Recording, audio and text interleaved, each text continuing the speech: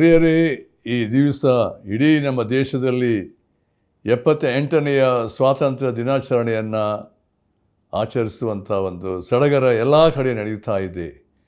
ದೇವರು ನಮ್ಮ ದೇಶವನ್ನು ಪ್ರೀತಿಸಿ ನಮ್ಮನ್ನು ಈ ಒಂದು ಸ್ವಾತಂತ್ರ್ಯವನ್ನು ಅನುಗ್ರಹಿಸಿ ನಾವು ದೇವರಿಗೆ ಸ್ತೋತ್ರ ಸಲ್ಲಿಸುವಂಥ ಒಂದು ಬಾಧ್ಯತೆಯನ್ನು ನಮಗೆ ಕೊಟ್ಟಿದ್ದಾನೆ.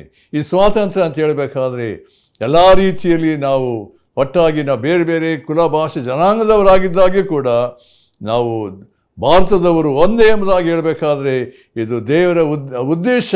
ನಾವು ಒಂದೇ ಎಂಬುದಾಗಿ ಹೇಳುವಾಗ ಇದು ನಾವು ಒಟ್ಟಾಗಿ ದೇವರು ನಮ್ಮನ್ನು ಈ ಸ್ವತಂತ್ರ ದೇಶವನ್ನಾಗಿ ಮಾಡಿರುವಾಗ ಇಷ್ಟು ಮಾತ್ರವಲ್ಲ, ದೇವರ ಉದ್ದೇಶ ನಾವು ನಮ್ಮನ್ನು ಪಾಪದಿಂದ ಬಿಡುಗಡೆ ಹೊಂದಿ ನಾವು ದೇವರ ಅನ್ಯೋನ್ಯತೆಯಲ್ಲಿ ನಾವು ಏನಂದರೆ ನಾವು ಕರ್ತನಲ್ಲಿ ಆನಂದಿಸುವಂಥ ಒಂದು ಸ್ವತಂತ್ರವಾಗಿ ಜೀವಿಸಬೇಕು ಎಂಬುದಾಗಿ ಈ ದೇವರು ನಮ್ಮನ್ನು ಎಂಥ ಒಂದು ಸ್ಥಿತಿಗೆ ತಂದಿದ್ದಾನೆ. ನೋಡಿರಿ, ಅನೇಕ ಮನುಷ್ಯರು ನಮ್ಮ ದೇಶದ ಸ್ವಾತಂತ್ರ್ಯ ಇದ್ದರೂ ಕೂಡ ಅನೇಕ ರೀತಿಯಲ್ಲಿ ಬಂಧನದಲ್ಲಿ, ಅಂದರೆ ಶಾರೀರಿಕ ಬಂಧನದಲ್ಲಿ, ಕುಟುಕತನ, ನಾನಾ ಥರವಾದಂಥ ಡ್ರಗ್ ಅಡಿಕ್ಟ್ಸ್ಗಳು ನೋಡ್ತೇವೆ.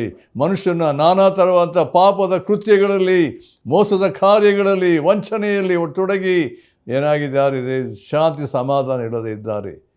ಈ ದಿವಸ ನ್ಯೂ ಹೋಪ್ TV ಮೂಲಕವಾಗಿ ಈ ಸ್ವಾತಂತ್ರ್ಯ ದಿನಾಚರಣೆಯನ್ನು ಆಚರಿಸುವಂಥ ಸಮಯದಲ್ಲಿ ನಮ್ಮ ದೇಶಕ್ಕಾಗಿ ನಾವು ಪ್ರಾರ್ಥಿಸುವಂಥವರಾಗಿ, ದೇವರೇ ನಮ್ಮ ದೇಶವನ್ನು ಕರುಣಿಸು, ಕಾಪಾಡು.